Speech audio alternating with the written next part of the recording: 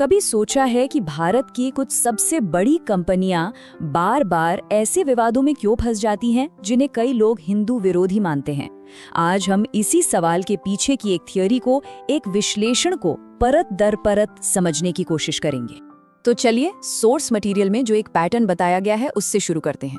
सबसे ताज़ा और बड़ा उदाहरण तनिष्क का ही है। याद होगा, एक ऐड आया था जिस पर लव जिहाद को बढ़ावा देने का आरोप लगा था। इतना विरोध हुआ कि कंपनी को वो ऐड वापस ही लेना पड़ा।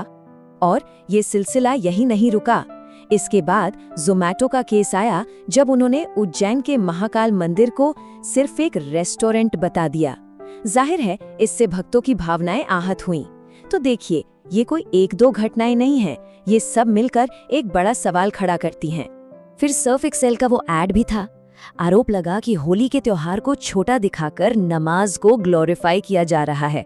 अब इन सभी मामलों में जो सोर्स में बताए गए हैं, एक बात कॉमन थी: सोशल मीडिया पर जबरदस्त गुस्सा और बाइकॉट की मांग। और ऐसा नहीं है कि ये सिर्फ इंडियन ब्रांड्स के साथ हो रहा है। Hyundai और किया जैसी ग्लोबल कंपनियों की भी मुश्किलें बढ़ गईं जब उनके पार्टनर्स ने कश्मीर को भारत से अलग करने वाले ट्वीट कर दिए। और सोर्स साफ कहता है कि ये तो बस कुछ नाम हैं, लिस्ट असल में काफी लंबी है। तो ये सब देखकर एक बहुत बड़ा सवाल खड़ा होता है, जो इस पूरे विश्लेषण की जड़ है। क्या ये सब बस अलग अलग गलतियां हैं, इत्तेफाक हैं, या फिर ये किसी बड़े सोचे समझे प्लान का हिस्सा है? सोचिए जरा, जो कंपनियां सिर्फ मुनाफे के लिए काम करती हैं, वो बार बार अपने सबसे बड़े कस्टमर बेस यानी कि मेजॉरिटी को नाराज करने का रिस्क क्यों लेंगी? ये तो बिजनेस के उसूलों के बिल्कुल खिलाफ है, क्योंकि उनका तो पूरा धंधा ही जनता पर टिका है। तो यहाँ पर दो बातें हो सकती हैं। एक, कि ये सब अलग अलग मार्केटिंग टीमों की नासमझी या गलतियां हैं, और दूसरी कि ये एक सोचा समझा एक्सपेरिमेंट है जिसे जनता पर टेस्ट किया जा रहा है। अब सोर्स इस संयोग वाली बात को सिरे से खारिज करता है।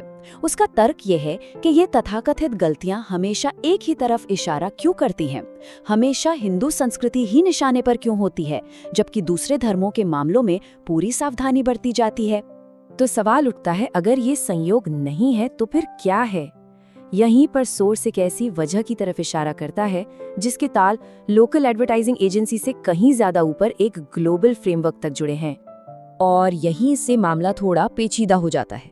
सोर्स के मुताबिक इन सब के पीछे की एक बड़ी वजह है ESG यानी एनवायरमेंटल, सोशल और गवर्नेंस। अब ये है क्या? ये असल में एक पैमाना है जो ये मापता है कि कोई कंपनी सिर्फ पैसा कमाने के अलावा समाज और पर्यावरण के लिए क्या कर रही है। अब सोर्स के हिसाब से पूरा खेल समझिए। स्टेप 1, वर्ल्ड इकोनॉमिक फोरम जैसी बड़ी बड़ी संस्थाएं दुनिया भर में ESG को प्रमोट करती हैं। स्टेप 2, फिर बड़ी कंसल्टिंग फर्में इसके लिए कुछ नियम, कुछ मीट्रिक्स बना देती हैं। स्टेप 3, अब होता यह है कि कंपनियों को लोन लेने या बाजार में टिके रहने के लिए अच्छी ESG रेटिंग चाहिए होती है। और यहाँ आता है असली ट्विस्ट।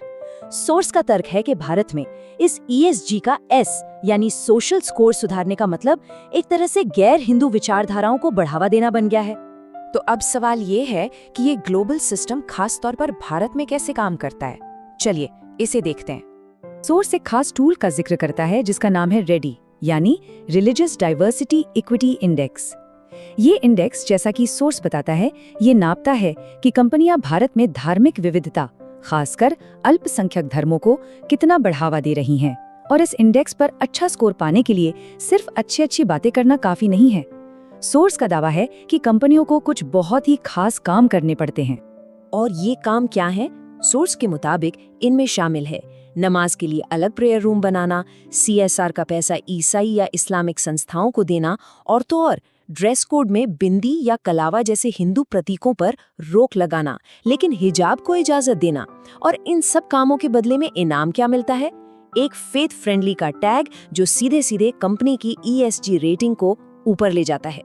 तो इस स्थिति का, जिसे सोर्स ने कॉर्पोरेट जिहाद का नाम दिया है, सामना करने के लिए वो एक सीधा रास्ता सुझाता है। एक ऐसा रास्ता जो सीधे ग्राहकों से होकर जाता है। सोर्स का जो प्रस्तावित समाधान है वो सीधे सीधे कस्टमर पावर पर फोकस करता है। मतलब इन नीतियों को कंपनियों के लिए घाटे का सौदा बना दो। इसके लिए 4 कदम बताए गए हैं। पहला, ऐसी कंपनियों का बाइकॉट करें। दूसरा, सोशल मीडिया पर और सीधे कंपनियों को चिट्ठी लिखकर अपना विरोध जताएं। तीसरा, जहां भी कानूनी तौर पर मुमकिन हो पुलिस में शिकायत करें। और चौथा, बड़ी बड़ी कंपनियों के मालिकों और लीडर्स की पब्लिक एक्टिविटीज पर नजर रखें। और अंत में सोर्स एक सीधी चेतावनी देता है। वो कहता है, अगर हिंदू समाज ने इस कॉरपोरेट उपनिवेशवाद को नहीं पहचाना तो भविष्य में हालात और भी गंभीर हो सकते हैं। ये बात ग्लोबल बिजनेस स्टैंडर्ड और हमारी अपनी स्थानीय संस्कृति के बीच भविष्य में होने वाले टकराव को लेकर एक बहुत ही गंभीर सवाल हमारे सामने छोड़ जाती है।